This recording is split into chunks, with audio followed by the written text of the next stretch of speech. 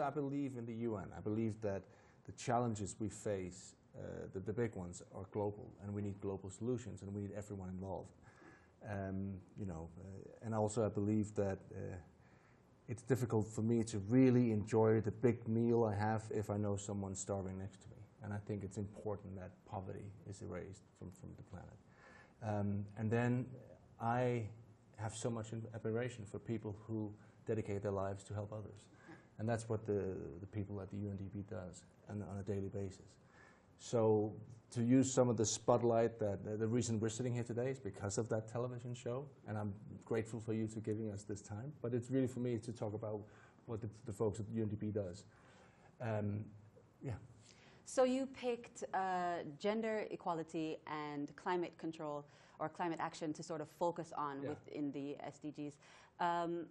What have you picked up? You've been in Kigali for some days. What have you picked up? What have you kind of taken away from your trip? It's been intense. It's been pretty mind-blowing to be here in Rwanda because, to be honest, before I came here, what I knew about Rwanda was really defined by what happened in 1994. To come here and, I've been on field trips around the world with the UNDP, and I've always met amazing passion everywhere. What you don't always find is the political will to put action behind the great headlines. You actually see that here. When it comes to gender equality, I think this is the #1 place in the world. You have 61% representation in parliament, you have 50% in cabinet. I've met CEOs from the private sector that are doing and really putting their money where their mouth is. And you don't necessarily see that even in countries where I'm from, Denmark. It's a big challenge to get action, and that happens here. And it's just, I'm really impressed by this country. It really has blown my mind to come here. Right.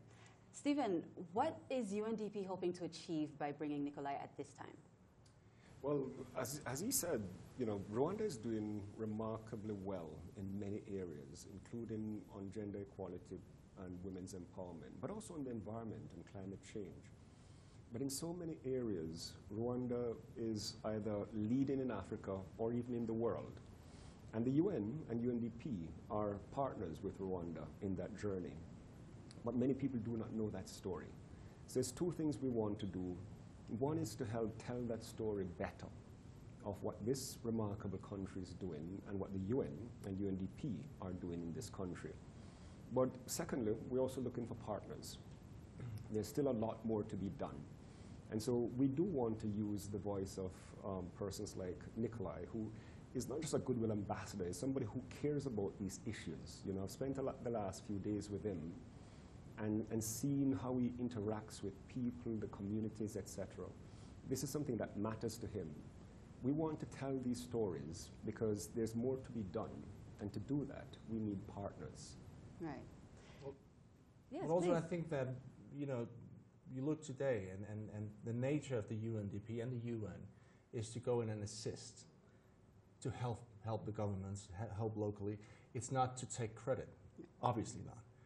But sometimes that can be a bit of a danger, especially when you go through times when big donor countries suddenly don't see the need for donating so much. Because what do we get for it?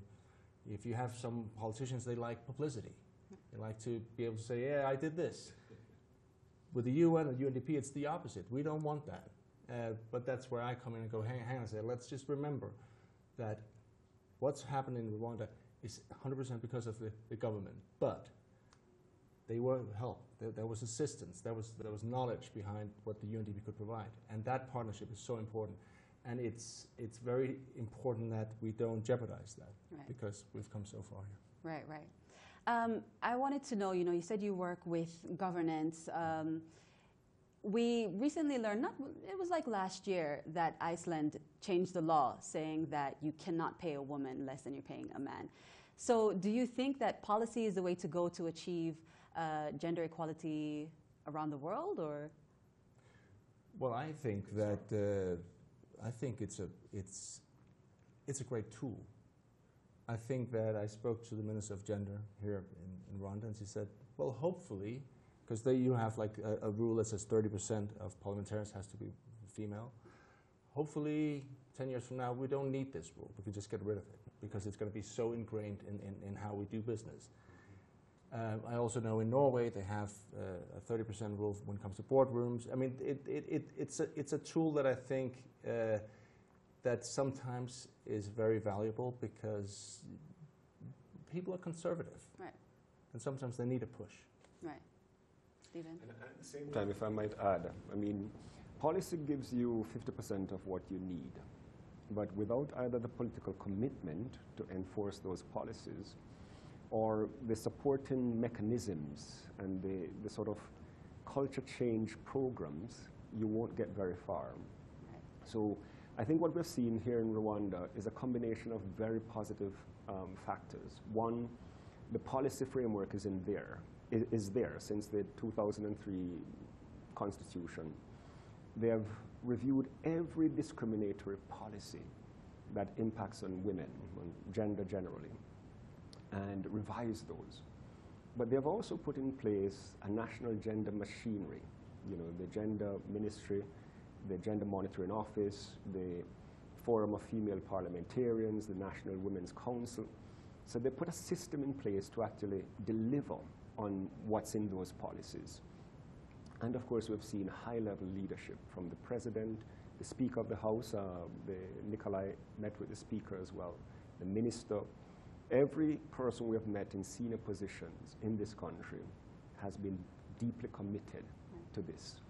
Right. But how does it feel to be coming to the end of this epic saga that has taken up so many years of your life? Well, mine. and mine, all of ours. Well, it feels, and of course it's mixed. I mean, I'm going to miss the people I work with and going to Belfast, which is a great place. But I'm also really, it's great that it's over. You know, it's great that in the way that I'm thrilled with the ending. I can't wait for people to see this, and also the fact that we didn't overstay our welcome. This is one story. There you go. Right. So yeah, it's a great feeling. A little bittersweet, but good.